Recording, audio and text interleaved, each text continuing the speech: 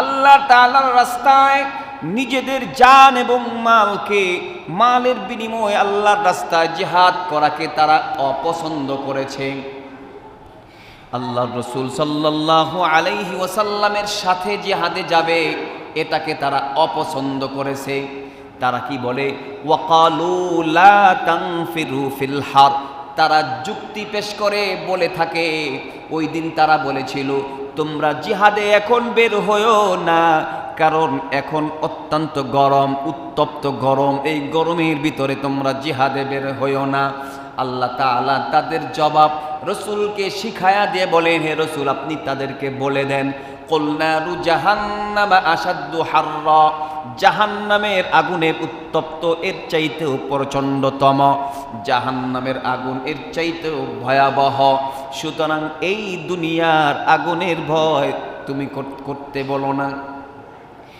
রোজা যারা রাখে নাই তারা চিন্তা করেছে ক্ষুধার্ত অবস্থা বড় কষ্ট হয়, এত কষ্ট করে রোজা রাখা যাবে না, রোজা রাখলে বড় কষ্ট হয়, রোজা রাখলে আমার ক্ষুধা লাগে। আল্লাহ বলেছেন, বান্দা তোমাকে তো আমি সকাল থেকে মাত্র সন্ধ্যা পর্যন্ত অল্প সময় তোমাকে না খেয়ে থাকতে বলেছি, রোজা রাখার কথা বলেছি, বছরের পর বছর বলিনি। কিন্তু সামান্যতম একটা দিন তুমি রোজা না রাখার কারণে এক একটা দিনের বিনিময়ে তোমাকে জাহান্নামের আগুনে শত শত হাজার হাজার বছর জ্বলতে হবে। জাহান্নামের আগুনে যারা জ্বলবে তাদেরও ক্ষুধার্ততা অবস্থা থাকবে, না খাইয়া থাকতে থাকতে 50,000 বছর কেটে যাবে। 50,000 বছর তারা শুধু কান্না করবে, আল্লাহ ক্ষুধা, খাবারের ব্যবস্থা করেন, খাবার নাই। আল্লাহ পাক রব্বুল আলামিন তাদের ডাকে কোনো সাড়া দিবেন না। শেষ পর্যন্ত খাবারের একটু ব্যবস্থা হবে, সেটা কোনো খাদ্য নয়, ওটা হলো বিষাক্ত একটা ফল, ওটাকে বলা হয় জাক্কুম। ওই জাক্কুম ফল তাকে খাইতে দেওয়া হবে। ওই জাক্কুম ফল মুখের ভিতরে দেওয়ার সাথে সাথে আর ভিতরে যাবে না, কারণ কাঁটাযুক্ত ফল গলায় গিয়ে আটকে যাবে। তখন তার মনে পড়বে, দুনিয়ার বুকে তো আমরা পানি খাইতাম, গলার ভিতরে কোনো কিছু আটকে গেলে। জাক্কুম ফল কেমন ফল? ওই ফলের কোনো কাঁটা যদি দুনিয়ার বুকে একটা কাঁটাও ফেলা হইতো, তাহলে দুনিয়ার সকল মানুষ মারা যাইত, দুনিয়ার সব বিষাক্ত হয়ে যাইত। এতই বিষাক্ত ওই জাক্কুম ফল যখন এখানে আটকে যাবে, বান্দা তখন আরো জোরে জোরে চিৎকার করে কাঁদতে থাকবে, যন্ত্রণায় ছটফট করবে, কেউ নাই, দেখার কেউ নাই। এরপরে তার মনে পড়বে, আমার তো দুনিয়াতে পানি খাইতাম, কোনো কিছু আটকে গেলে পানি চাইবে, আবার ওরকম হাজার হাজার বছর পানি চাবার পরে এক গ্লাস পানি তাকে দেওয়া হবে, কিন্তু ওটা কোনো পানি না, ওটা হলো জাহান্নামের রক্তপুঁজ। জাহান্নামীদের গলা গলা গলিত রক্ত, গলিত পুঁজগুলি যখন গলে গলে পড়ে গেছে, সাগর হয়ে গেছে, ওই গলিত পুঁজ আর রক্তগুলো গ্লাস ভরে তাকে দেওয়া হবে। গরম, অত্যন্ত, একদিকে গরম, অন্যদিকে দুর্গন্ধ।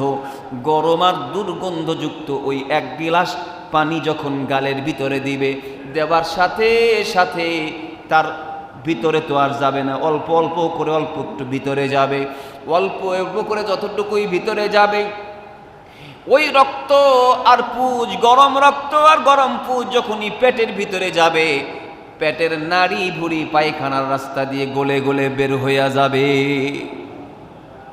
এই জন্য আল্লাহ বলেন, বান্দা তোমাকে আমি সামান্য সময় দিয়েছিলাম, এই সামান্য সময় রোজা রাখতে পারো না, এই দীর্ঘদিন তুমি কেমনে তুমি না খাইয়া থাকবা?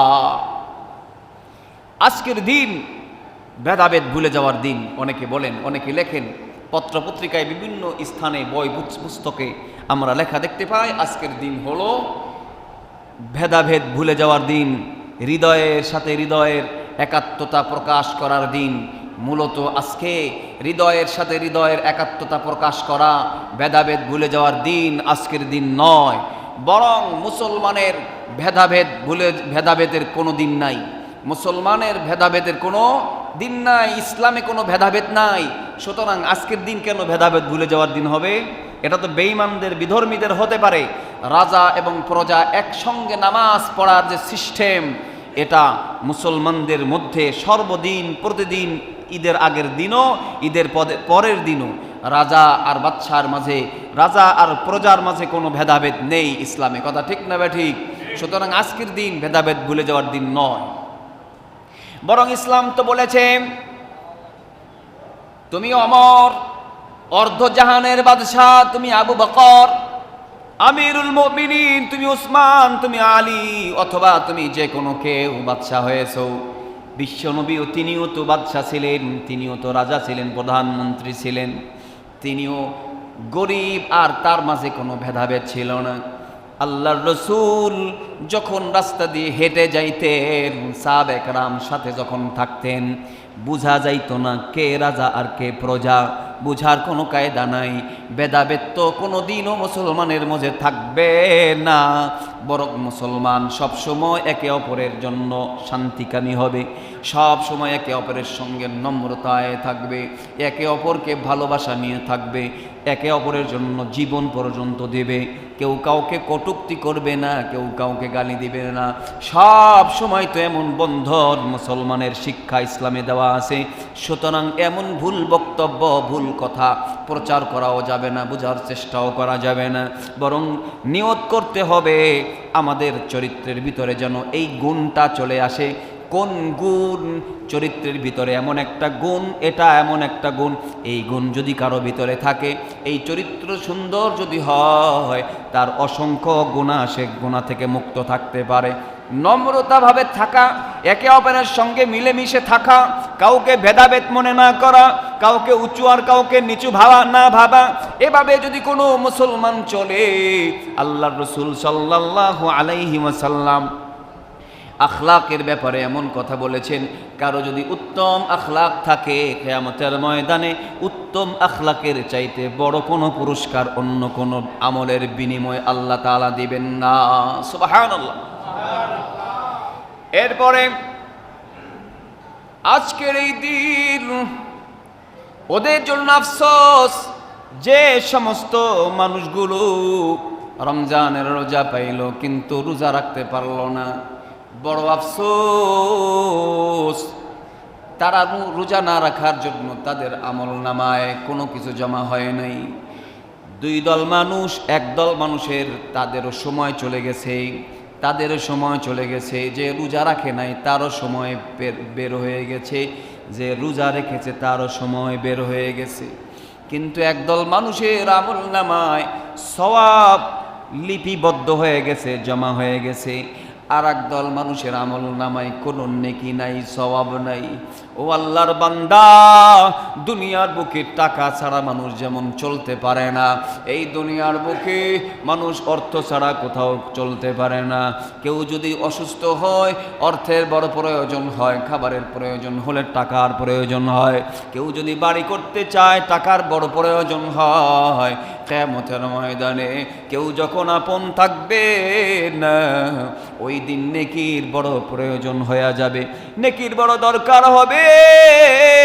যাদের আমলনামায় রোজার সওয়াব নাই, তারা বড় অসহায় হয়ে যাবে, তাদের কোনো নেকি নাই, তাদের কোনো সওয়াব নাই। ও আল্লাহর বান্দা, এই জন্য বড় আফসোস। আল্লাহ পাক রব্বুল আলামিনের কাছে তওবা করলে আল্লাহ হয়তো ক্ষমা করে দিবেন। তওবা কাকে বলে? তওবা বলা হয় ফিরে আসা। যে সমস্ত রোজাগুলো আমার কাজা হয়ে গেছে, ওই রোজাগুলোকে আমি আবার পুনরায় ঠিকঠাক মতো রেখে দিব, ওই রোজাগুলো আমি রেখে দিব, আর জীবনে কোনো দিন রোজা কাজাও করব না। 10টা রোজা ভেঙেছি, ওই 10টা রোজা আমি আবার রেখে দিব। আল্লাহ আমাকে ক্ষমা করে দেন, ও আল্লাহ আমাকে আপনি মাফ করে দেন। আল্লাহ পাক রব্বুল আলামিন তাদের ব্যাপারে বলেন যারা খুশি হয়, আল্লাহ তাআলার হুকুম পালন না করেও খুশি হয়, তাদের ব্যাপারে আল্লাহ বলেন ফালইয়াদহাকু কলিলান ওয়ালইয়াবকু কাসীরা। তারা এখন একটু হেসে নিক, একটু হেসে নিক, কিছু হেসে নিক, অল্প হেসে নিক, আর কিয়ামতের ময়দানে তারা অনেক কাঁদবে, অনেক কান্না করবে। ও আল্লাহর বান্দা, এই জন্য যারা আমরা রোজা রাখি নাই, তওবা যদি করতে পারি আল্লাহ পাক রব্বুল আলামিন ক্ষমা করে দিবেন। এই জন্য তওবা হলো আবার আমি ওই রোজাগুলো ঠিকঠাক মতো রাখবো, যা নষ্ট হয়ে গেছে ওগুলো রাখবো, রাখার পরে এবং নিয়ত করব আল্লাহ সামনে রমজান মাস আসলে আর ভাঙবো না। কিন্তু আমি আজকে কান্না করে একদম চোখের পানি ফেলে দিলাম আর বললাম মাফ করে দেন, কিন্তু রোজাগুলো কাজা করলাম না, হবে না। তওবার অর্থ হলো যে নামাজ কাজা করা হয় ওটা আগে পড়তে হবে। তওবার অর্থ হলো কারো টাকা যদি নিয়ে আসা হয় ওই টাকাটা আগে ফেরত দিতে হবে, ফেরত দেওয়ার পরে তওবা করতে হবে, আল্লাহ আর কোনোদিনও নিব না, এটার নাম তওবা। কিন্তু তওবা তো এটার নাম নয় যে আমি মাফ চাইব কিন্তু ওই কাজটা আমি পূর্ণ করব না, এটা হবে না। এজন্য আমরা তওবা করব। আজকে তো পুরস্কারের পাওয়ার দিন। আল্লাহর রাসূল বলেছেন লিসাইমি ফারহাতান, রোজাদারের খুশি হলো দুইটা, একটা হলো ঈদুল ফিতরের খুশি আর একটা হলো আল্লাহ তাআলার সাক্ষাতের খুশি। এই জন্য যারা আজকে আমরা পুরস্কার গ্রহণ করব আল্লাহর থেকে তাদের অনেক বড় আনন্দ।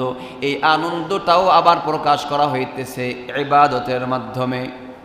আনন্দ প্রকাশ করছি ঈদুল ফিতরের 2 রাকাত ওয়াজিব নামাজের মাধ্যমে আনন্দ প্রকাশ করছি। এর বাইরেও আনন্দ কিছু প্রকাশ করা যায় যেগুলো হালাল, যেমন সুন্দর পোশাক পরিধান করা, সুন্দর খাবার খাওয়া, মিথ্যার আশ্রয় না নিয়ে সুন্দর কথা বলা, মানুষের সঙ্গে সুন্দরভাবে কথা বলা। আল্লাহর রাসূল সাল্লাল্লাহু আলাইহি ওয়াসাল্লাম তার কাছে কেউ একজন উট চাইলেন। উট চাওয়ার পরে আল্লাহর রাসূল বললেন ঠিক আছে, এই যে উটের বাচ্চাটা নিয়ে যাও, উটের একটা বাচ্চা আছে তোমাকে সেটা দিয়ে দিব। সাহাবী বললেন ইয়া রাসূলুল্লাহ, আমার তো বাহনের প্রয়োজন, আপনি উটের বাচ্চা কেন দিতে চাইলেন? আল্লাহর রাসূল বললেন পৃথিবীতে যত উট আছে সবগুলোই উটের বাচ্চা। সুবহানাল্লাহ। আল্লাহর রাসূল সাল্লাল্লাহু আলাইহি ওয়াসাল্লাম এবং আয়েশা রাদিয়াল্লাহু তাআলা আনহা দৌড় প্রতিযোগিতা করেছেন। প্রথমবার আল্লাহর রাসূল সাল্লাল্লাহু আলাইহি ওয়াসাল্লাম তিনি আগে চলে গেছেন, আর দ্বিতীয়বার প্রথমবার আয়েশা রাদিয়াল্লাহু তাআলা আনহা আগে চলে গেছেন দৌড়াইয়া, আর দ্বিতীয়বার আল্লাহর রাসূল সাল্লাল্লাহু আলাইহি ওয়াসাল্লাম আগে চলে গেছেন। দৌড় প্রতিযোগিতা করেছেন, আনন্দ তারাও করেছেন, কিন্তু ইসলামের গণ্ডির ভিতরে থেকে আনন্দ করতে হবে, ইসলামের গণ্ডির বাহিরে থেকে আনন্দ করা যাবে না। আজকের দিন ডেকসেট বাজাবার দিন, কথা বলেন, আজকের দিন সাউন্ড বক্স বাজানোর দিন। আজকের দিন অনেকেই চিন্তা করছে যখনই ঈদের কথা শুনেছে ঈদের কিছু গান আছে না নাই, বাজনা সহ গান আছে না নাই, ওই আল্লাহর বান্দা মনে করছে ঈদের বাজনা সহ গানগুলি শুনলে মনে হয় প্রতি কদমে একটা করে সওয়াব হবে, প্রতি গানে গানে মনে হয় 10টা করে নেকি হয়। পবিত্র এই দিনে যারা গান শুনলেন তাদেরও তওবা করতে হবে। পবিত্র দিনটাকে আপনি নষ্ট করলেন, আপনার জীবনের ভিতরে পবিত্র দিনে খারাপ গুনাহের সব গুনাহ আপনার নামায় লেখা হয়েছে। ফটকা ফোটানোর দিন, বাজি ফোটানোর দিন, আপনার সন্তান যে বাজি ফুটাইলো, আপনার নাতি যে বাজি ফুটাইলো, আপনি কিছু কেন বললেন না? এটা তারও যেমন গুনাহ হবে আপনারও গুনাহ হবে, হিসাব দিতে হবে। এটা তো ফটকা ফোটানো আর বাজি ফোটানোর দিন নয়, কথা ঠিক নেবে ঠিক। এই জন্য আমরা সাবধান, আজকে সব কিছু থেকে তওবা করতে হবে। হযরত ওমর রাদিয়াল্লাহু তাআলা আনহু তার কাছে আবদার জানাইছে, তার স্ত্রী আবদার জানাইছেন, স্বামী আমার ঈদের জন্য তো নতুন কোনো জামা কাপড় আমার নাই, আমাদের সন্তানদের কোনো নতুন জামা কাপড় নাই, নতুন জামা কাপড়ের একটু ব্যবস্থা যদি করেন তাহলে ভালো হইতো। ওমর রাদিয়াল্লাহু তাআলা আনহু তিনি তখন আমিরুল মুমিনিন, অর্ধ জাহানের বাদশাহ, তার কাছে নতুন জামা কাপড় নাই। এই কথাটা শোনা বলার জন্য এই কথাটা ভালো করে মন দিয়ে আমাদের শোনা দরকার, বিশেষ করে যারা বেশি বেশি আবদার করে, মহিলারা সহ সন্তানরা সহ যারা বেশি বেশি মা বাবার কাছে আবদার জানায়, তাদের শোনা দরকার। ওমর রাদিয়াল্লাহু তাআলা আনহু অর্ধ জাহানের বাদশাহ, তার কাছে ঈদের জন্য নতুন জামা কাপড় তখনও নাই। ওমর রাদিয়াল্লাহু তাআলা আনহু আমিরুল মুমিনিন, প্রধানমন্ত্রী, তিনি চিঠি পাঠালেন কার কাছে? অর্থমন্ত্রীর কাছে। তখন অর্থমন্ত্রী ছিলেন আবু উবাইদা রাদিয়াল্লাহু তাআলা আনহু। রাষ্ট্রীয় অর্থ কোষাগারের দায়িত্ব তার হাতে ছিল।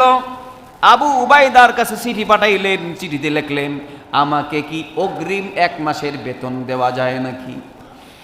ওমর রাদিয়াল্লাহু তাআলা আনহুর চিঠি পাইয়া আবু উবাইদা রাদিয়াল্লাহু তাআলা আনহু চোখের পানি ফেলে কানলেন 2টি কারণে। 1 নম্বর কারণ, তিনি অর্ধজাহানের বাদশাহ, তার কাছে নতুন জামা কাপড় নাই। অর্ধজাহানের বাদশাহ, তার কাছে কোনো নতুন জামা কাপড় নাই। তিনি কেমন অসহায়ের মতো আছেন, এজন্য কাঁদলেন। 2 নম্বর কারণ কাঁদলেন যে আবু উবাইদা তিনি বললেন, চিন্তা করলেন, আমার পক্ষে আজকে ওমর রাদিয়াল্লাহু তাআলা আনহুর এই আবদার রক্ষা করা সম্ভব নয়, কারণ আমি আমানতদার হওয়ার কারণে, আমি অর্থমন্ত্রী, ইসলামী জাহানের অর্থমন্ত্রী, আমি আমানতদার হওয়ার কারণে বাদশার আবদারকেও আমার রক্ষা করা সম্ভব নয়। তিনি 2টা শর্ত দিয়ে চিঠি পাঠাইলেন। 1 নম্বর শর্তে তিনি বললেন, হে আমিরুল মুমিনিন, আপনাকে যে আমি 1 মাসের অগ্রিম বেতন যে দিব, 1 মাস পর্যন্ত আপনি কি বেঁচে থাকবেন এর কোনো গ্যারান্টি দিতে পারবেন নাকি? আপনি আগামী 1 মাস বেঁচে থাকবেন এর কোনো গ্যারান্টি আপনি দিতে পারবেন নাকি? যদি আপনি এর গ্যারান্টি দিতে পারেন তাহলে আমি ভেবে দেখব। 2 নম্বর হলো, আগামী 1 মাস আপনাকে জনগণ প্রধানমন্ত্রী হিসেবে রাখবে কিনা, আপনি আগামী 1 মাস প্রধানমন্ত্রী থাকবেন কিনা এর কোনো গ্যারান্টি দিতে পারবেন নাকি? এই কথা বলে চিঠি পাঠিয়ে দিলেন, পত্র। তিনি পাইলেন না পয়সা। ওমর রাদিয়াল্লাহু তাআলা আনহু কাঁদলেন এই চিঠি দেখে, আর শুকরিয়া আদায় করলেন, আমার অর্থমন্ত্রী এত সুন্দর, এত ভালো, এই জন্য আমি আপনাদেরকে এই ঘটনা শোনাইলাম। ঈদের দিন কত বিবি, কত মহিলা, কত নারী, কত স্ত্রী, কত সন্তান ঈদের দিন আসার সময় এমন আবদার জানায়, স্বামীর কাছে টাকা নাই, পয়সা নাই, এগুলো দেখার কোনো সুযোগ নাই, টাইম নাই, এমনভাবে আবদার করে তাকে দিতেই হবে। স্বামী তখন অর্থটাকে ঋণ করে হারাম উপায়ে, বিভিন্ন উপায়ে সেই অর্থ অর্জন করে নিয়ে আসে দেওয়ার জন্য। এই আবদারগুলো আসলে ঠিক নয়। আপনাকে আমাকে জানতে হবে অর্ধজাহানের বাদশার অবস্থা কি, তারা এমনটি কেন সুন্দর করে করতে পেরেছেন, কারণ দুনিয়া তাদের কাছে বড় কিছু মনে হয় নাই। আল্লাহ পাক রব্বুল আলামিন আমাদের সকলকে সঠিকভাবে সঠিক বুঝ আমাদেরকে দান করুন, সবাই বলেন আমিন। এবং আজকের এই দিনে আমরা যারা